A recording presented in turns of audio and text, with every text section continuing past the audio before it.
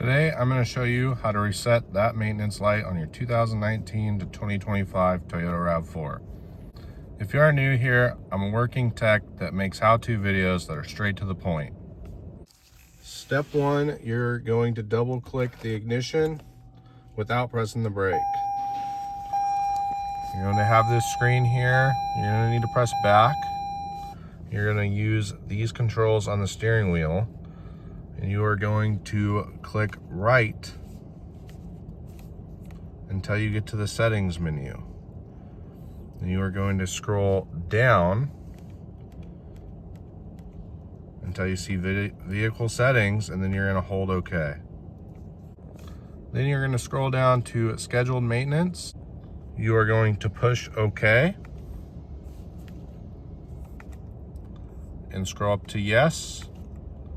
And then it's reset. It's easy as that. If this video helped you at all, please give it a like and comment down below what else you'd like to see.